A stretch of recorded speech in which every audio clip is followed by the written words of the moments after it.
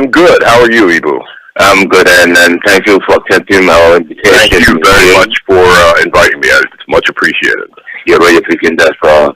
Because you are a visual artist, you everywhere you show your works in New York, New Jersey, everywhere around the States, and then your work is really strong. I don't know if I call you a visual cartoonist or like a expressionist or like an abstract painter.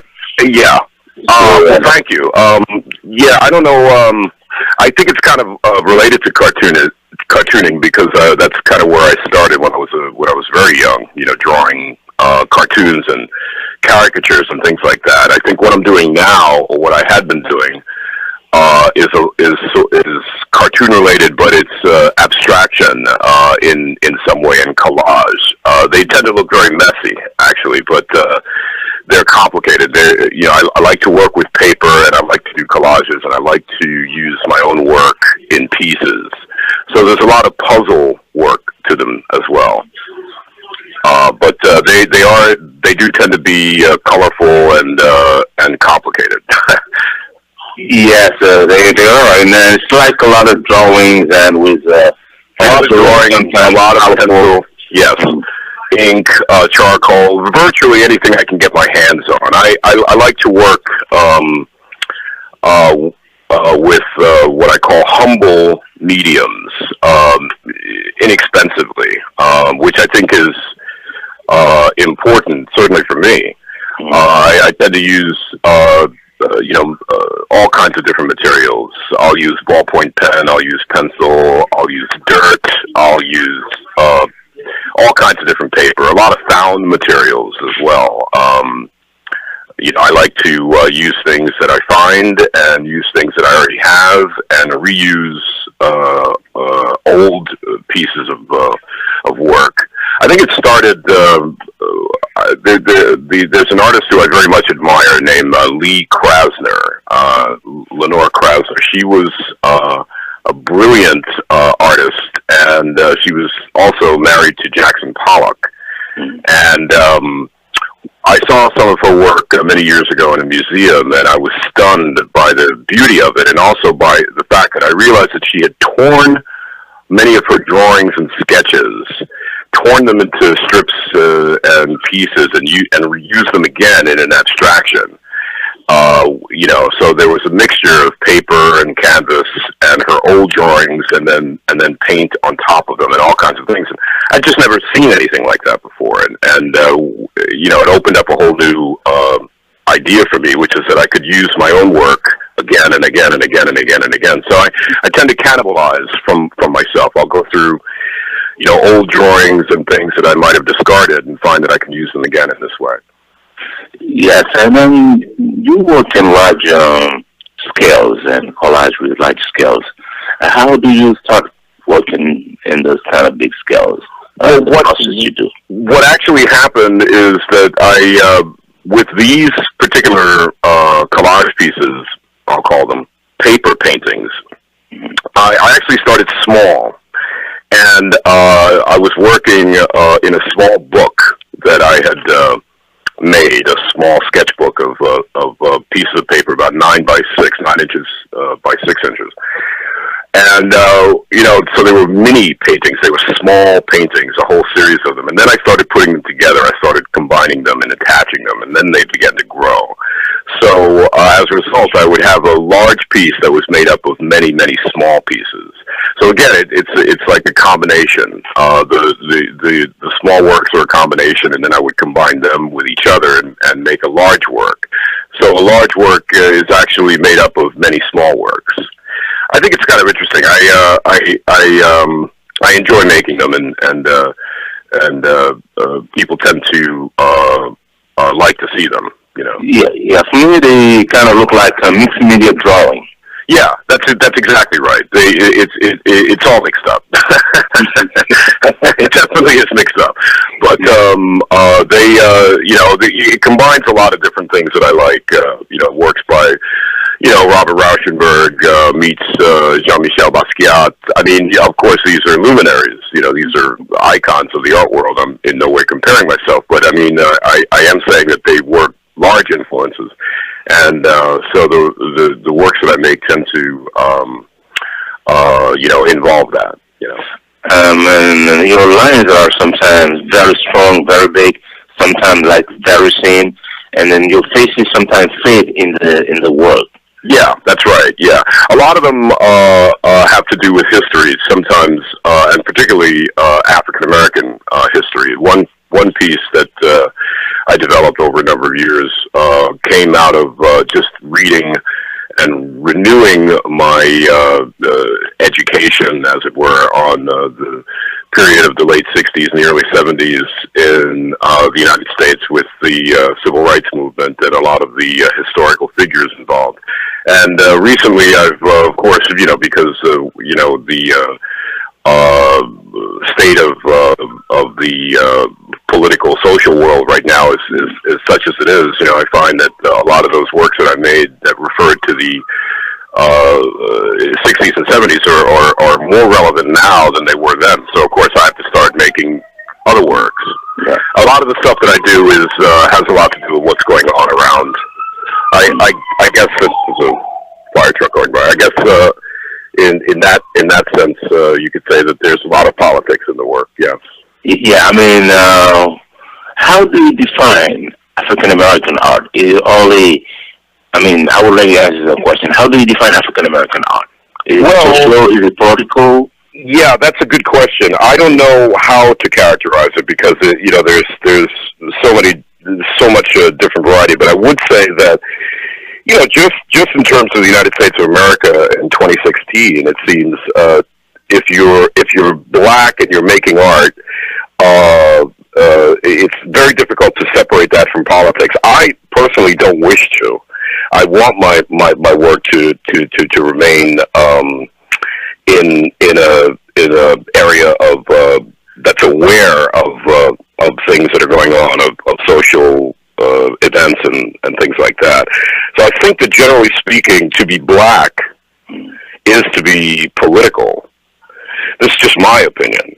And so therefore I think that one thing that might distinguish something such as African American art, I'll put that in quotes, but I think that one thing that might distinguish that is the fact that it's going to have a political context to it, just almost just because it exists. That's my own personal opinion. Much of the art that seems to be attracting attention made by African Americans at this point tends to have a component to it. So I would say that might be one distinguishing feature of African American art is that it tends to be related to politics in some fashion. Yeah, is there only one African American art, or are there varieties of African American arts? Well, I think obviously there's a variety of them. I think there are many African American artists that are not per se dedicated to a political statement. As I say, I think that to be black is to be political. But that's my opinion. Another artist might tell you exactly the opposite and be completely correct. So from my point of view, I think that there are many different varieties, just like in any other culture.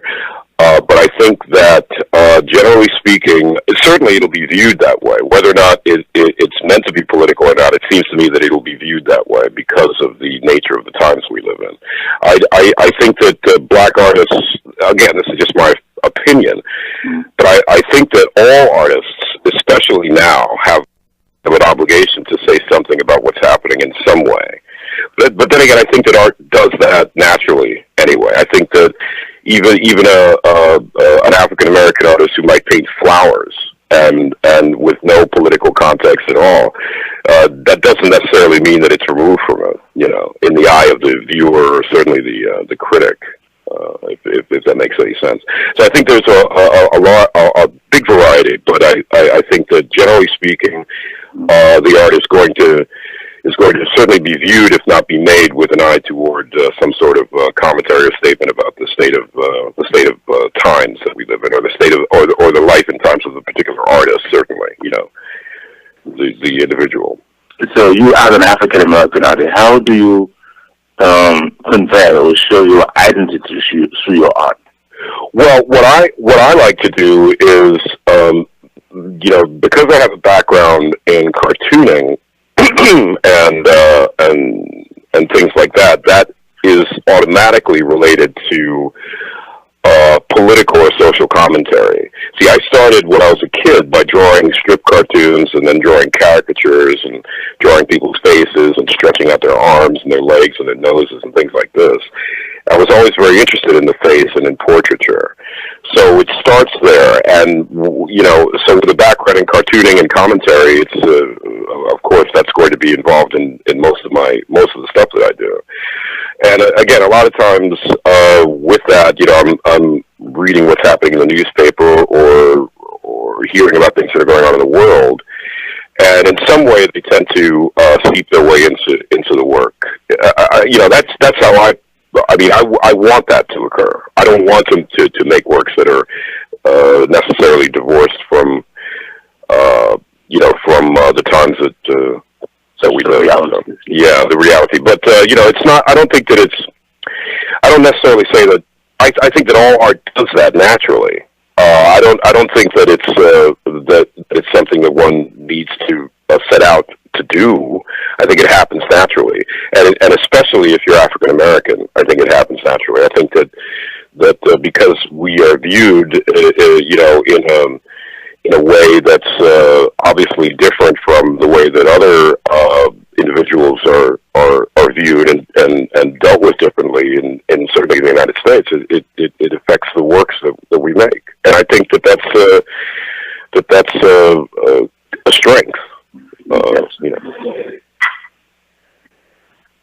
Yeah, and then the other question is, and your work is not only particles; you also deal with sports like baseball. Yeah, right. Yeah, but not in the fine art. The larger works that we were discussing before, the panel paintings that are connected are not don't tend to be sports related. But again, going back to the background in cartooning, I was a editorial cartoonist. You know, who would draw a single panel illustration with a title and a caption that dealt in some way with a current event, and I still do make although not as much as I used to. I used to have sort of a daily or weekly editorial about the New York sports scene. You know, 9 different professional sports teams, and of course, there's so much politics involved in sport. I mean, you know, you can't avoid politics and such things. So I sort of keep track of it that way. So I do that on the side too, post things on my blog and share them with friends, and occasionally get one into the newspaper. But not nearly as much as I used to. You know, the sporting world is just as political and corrupt and frustrating and disturbing as you know, the political. There's politics in sports. In fact, here today, people, certainly the media, tend to treat sports like politics and politics like sports. There's much more analysis and discussion and debate about sport than there is intelligent debate and discussion about politics. And politics now tend to be much more related to you know, attention and controversy and winning and losing and the game of politics, and sport tends to be treated much more seriously. So it's like everything is twisted. They treat politics like sport and sport like politics. So this is something that I also tended to play with in my work. Yeah, because sport is related and connect to a lot of things. Because somebody used to say, "Tell me the economics will take your country." Yes, actually the number for your champions. Yes, absolutely. People pay more attention. People pay more attention to sports on television. On television, for example, sports are treated with much more respect and interest and analysis than politics are, by a long shot. I mean, again, that's my opinion, but I think it's pretty sad. But you know, there it is.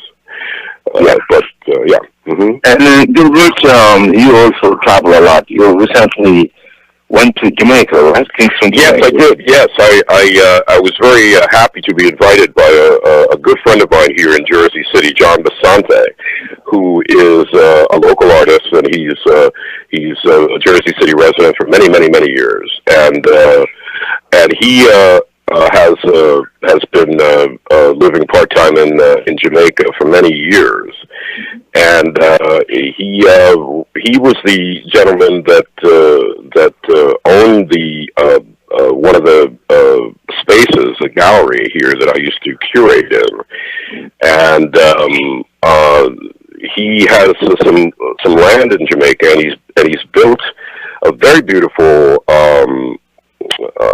sort of an area of retreat. It's beautiful cabins and small houses on this hillside in the bush in the country, and it's a wonderful retreat. He's setting it up as an Airbnb type of thing for artists in the area to be able to come and stay reasonably in the woods. And it's very beautiful. It was like the kind of setting of the paintings of like Paul Gauguin. I'd never been around such beauty and such nature, and I really enjoyed it. I'd never been to Jamaica before. I really love the people. I love the weather, and the overall beauty of the place was really great. And what John's trying to do, I think, is very, very good and very useful for a lot of the artists around here. Yeah, it's very difficult to keep things together in terms of living without too much disturbance.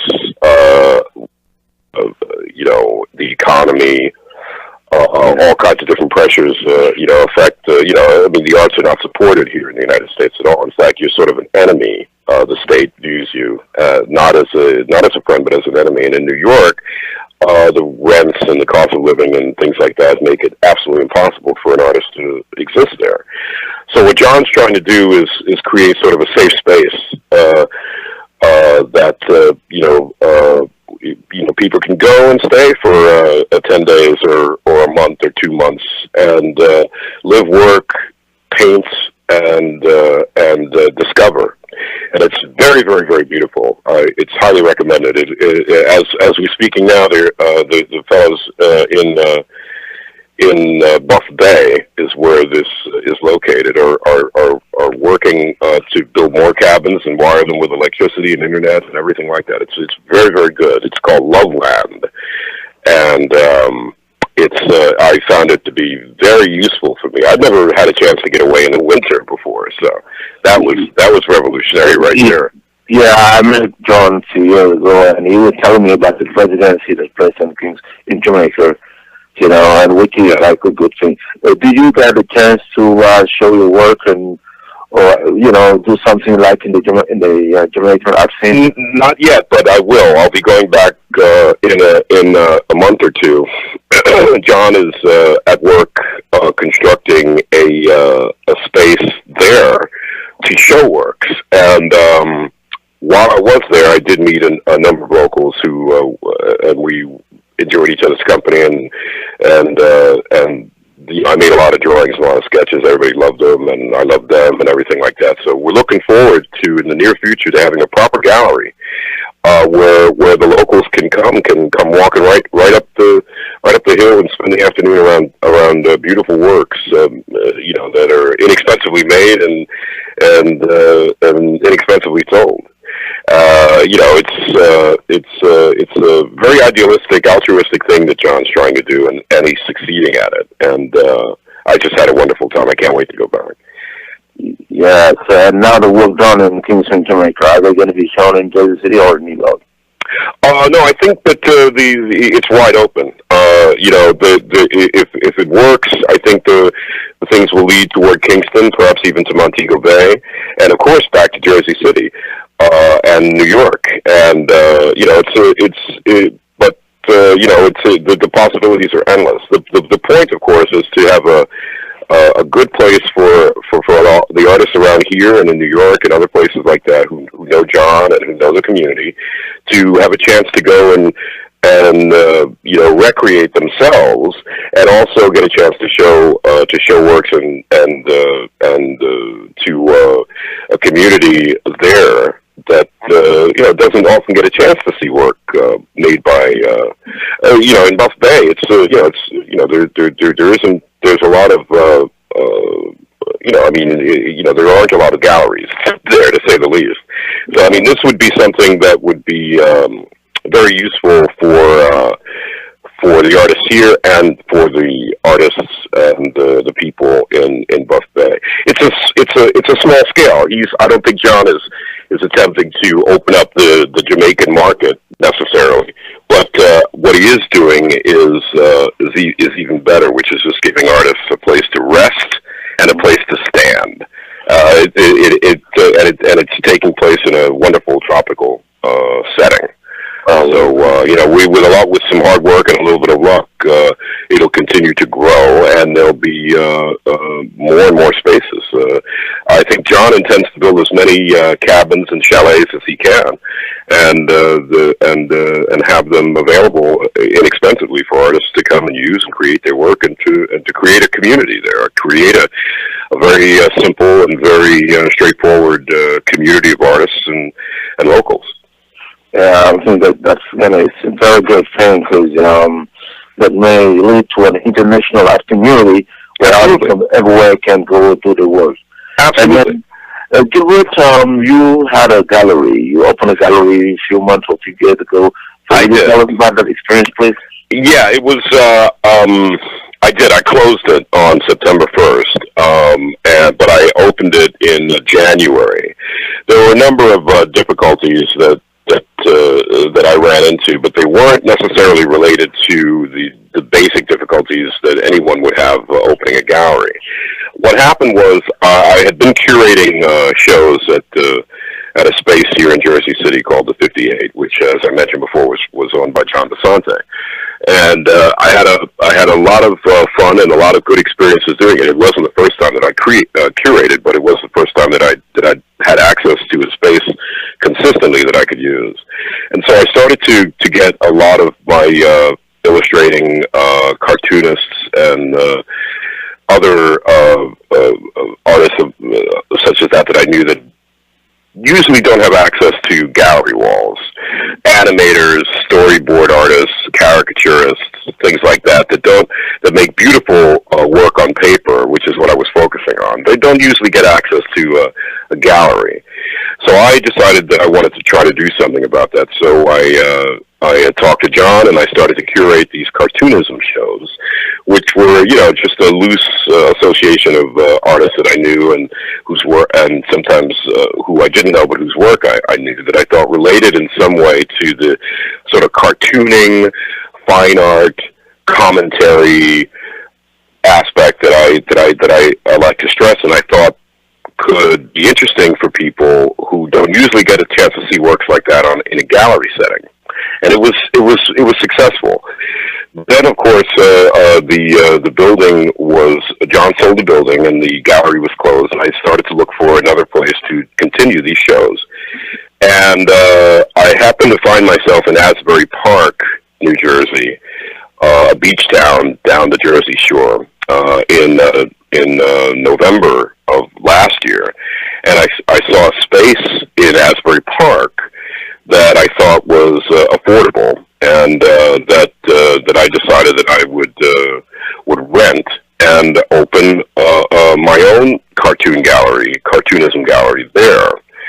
And I should add at this point that although that gallery didn't succeed, I am going to do another one in 2017 that I think will do better, because it's going to be here as opposed to going all the way down the Jersey Shore, which is about an hour and a half away from Jersey City.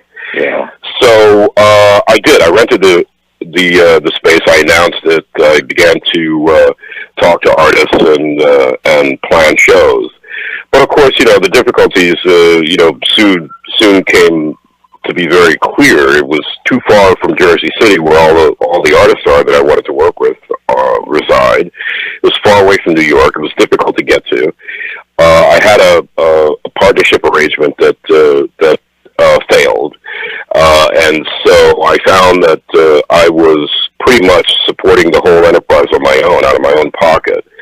And after paying the rent, managing to pay the rent, there was I just didn't have any other chance to stage anything. I think I staged one event there, and it was disappointing. I just flat ran out of capital to start it, which is a difficulty. Galleries are difficult for a number of reasons, but of course the biggest reason is the expense. And if you go into something alone, it can be daunting. So I kept it going for about 8 months, and it was going to be a gallery and my studio, and also sort of in a setting where people could come and sit and rest and have coffee and the whole thing. It was the whole idea was going to be like an art cafe, which I think is a strong idea. I think I just needed a free space or an inexpensive space or a space that I owned. So next year, I have a line on a space here in Jersey City that would be next to nothing to maintain. And having the question of finances dealt with up front, I think things should go much easier. But it was an education. I liked Asbury Park a great deal. It was just turned out to be logistically was a bad fit for me. It was an hour and a half from my own home. And so I won't do that again. The next time that I open a space, it'll be right here in my own neighborhood. And I think that's a much better solution.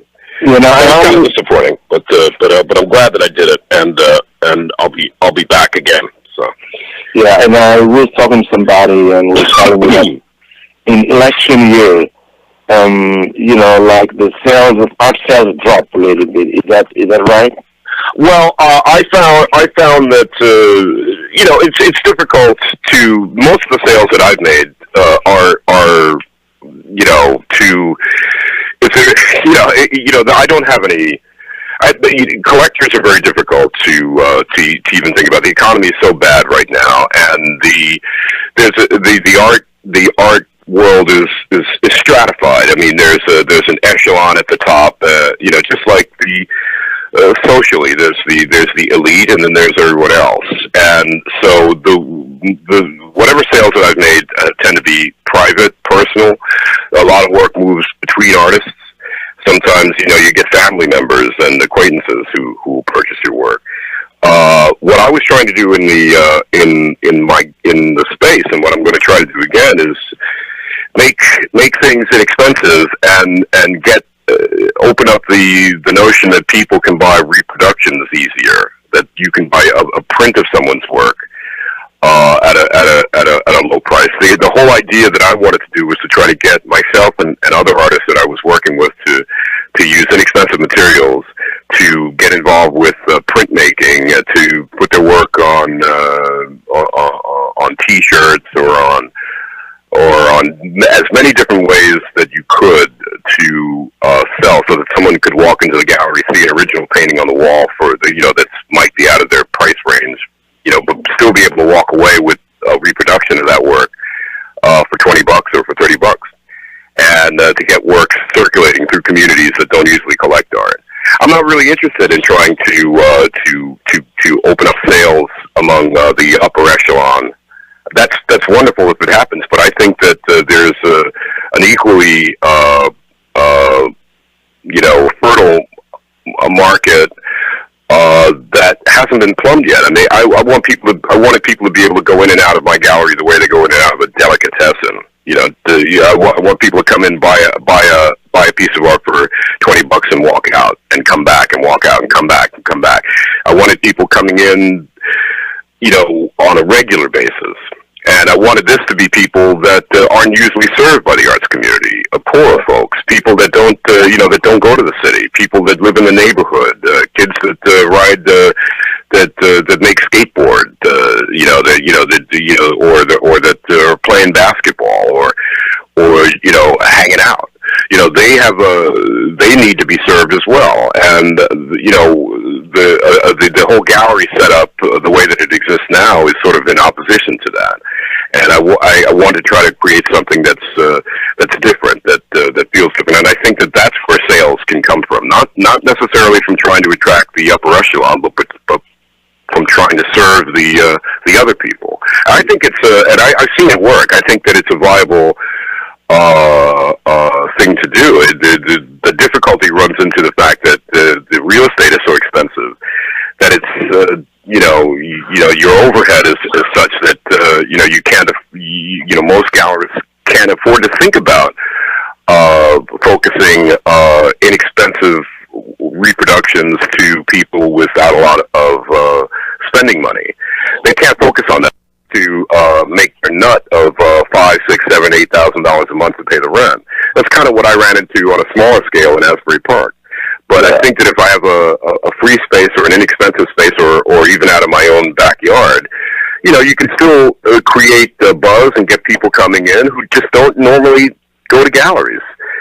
I think the whole gallery system I think artists, we have to seize the means of production ourselves and build a whole new infrastructure, which is kind of what's happening anyway. Yeah, I mean, the gallery should be like a social space where people can come and relax. Absolutely. And, absolutely. And get connected with the galleries, Absolutely. You should be welcomed inside there, as opposed to what normally occurs, which is, you walk into a gallery, it's a cold space. It's cold. It's cold. I'm not even talking about the works on the walls. I'm talking about the general feeling that it hits you in the face when you walk into a gallery. It's cold, and it's cold. And, it just isn't, it tends not to be very welcoming. If you're not there to buy, if you're not going to an opening party, you're expected to buy. And a lot of people of color, don't go into places like that. They often are viewed by some gallerists as, a security concern. I mean, it's happened to me a number of times. Yeah, like in some galleries they have like high security. Yeah. And if they know you're not a buyer, you're not a collector, they even don't talk to you. They don't want that. Yeah, that's okay. That's fine. You've got expensive rent. You've got expensive works in there. You only want a high-class clientele. You only want money, money, money. Okay, beautiful. That's your deal. I want to try to do something that's different, that has a different atmosphere, and I'm going to. I'm going to succeed at doing it. I'm going to have another space in 17, and it'll work. Because I know that there are people right here in my neighborhood that know I'm an artist and are very curious about it. And but who would normally not be heading downtown or heading into Manhattan or into Soho or to Mount Contemporary here in Jersey City or a number of other high upper echelon type places. I just think, generally speaking, that art needs to be for. I hate to sound like a '60s radical, but I think art is for the people and not just for the collectors. Collectors. I mostly say it should be accessible to everybody. Mm-hmm. Yeah, but I have a question, Gilbert. Mm-hmm. I'm just reminding our listeners that our guest speaker today is Gilbert, with a digital artist living here in Jersey City. Gilbert, there's a lot of people selling their art online. Yes, it's something that has been going on a lot. Do you think that is sometimes, or that is like in a way affecting gallery sales? Well, I think it couldn't help but affect gallery sales, and I think that that online sales, is obviously convenient and sometimes a lot more direct, and it cuts out the middleman. An artist can create a website and create his own market or her own market with his or her own followers, and sell art directly to their own collectors online. So I think that's a positive. The difficulty, of course, is that a lot of in terms of what I'm talking about, a lot of the people that I'm interested in serving may not be online. Not everyone doesn't have an online presence. Many people do, but not everyone. And a lot of the the people in the underserved communities that I refer to, such as here in Jersey City and other places, certainly around the country, may not be looking online to collect aspect of buying and collecting work, of art buying, is something that needs to be redefined. It needs to be possible for someone who's got $13 in their pocket, that they can look in the window of something and go, oh, I'd like that, and can go in and get it, and as opposed to walking past a gallery and feeling that those things are not for them, they're out of their price range, et cetera, et cetera.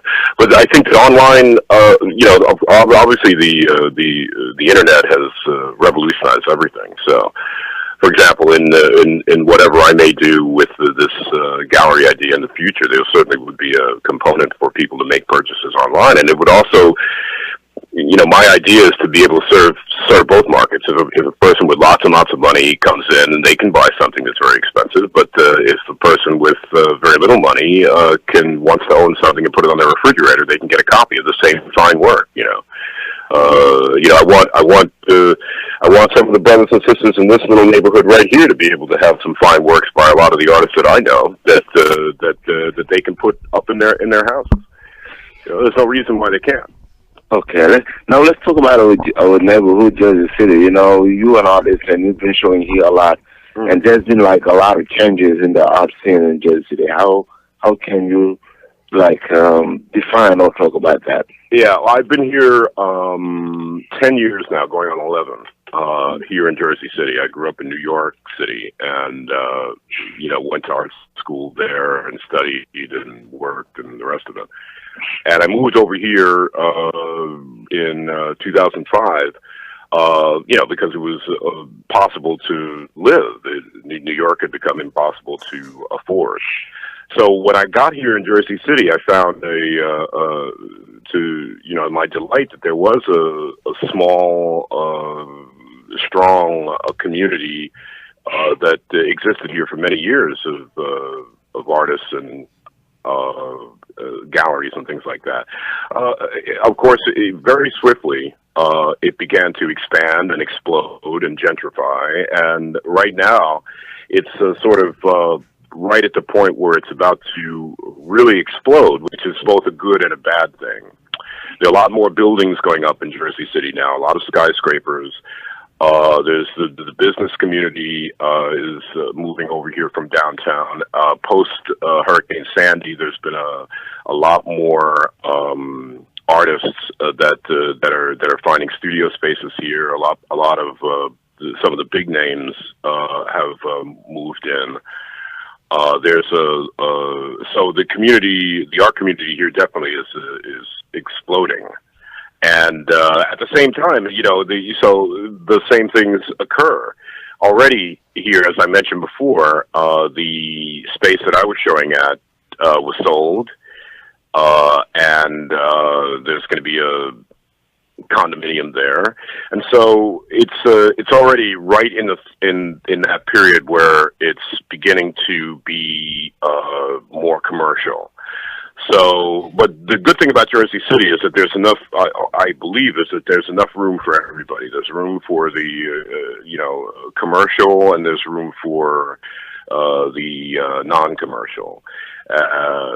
So it's a very exciting place right now. It's there's a lot of art, a lot of galleries, a lot of murals, a lot of work everywhere, and there are some communities that are a little bit ahead, and there are others that are catching up. I envision in the future here in Jersey City, almost every neighborhood will have some sort of a setup, a gallery, or some sort of a situation where fine art is going to be accessible to people, and that's the point. So there's gentrification. There's exploding real estate, and all of the attendant difficulties with that. But it's very, very good. It's very fertile. I enjoy it a great deal, and I think the window of opportunity is open here in Jersey City. Oh yeah, and then the art scene is going to be stronger and stronger. Right. Gilbert, we are coming to the end of our show. Do you have any announcement or anything coming up very soon? Or Not not directly. They're not for myself. What I'm doing right now, having gotten back from Jamaica, is trying to concentrate on making some new works for next year and cleaning out the space that I want to use in February.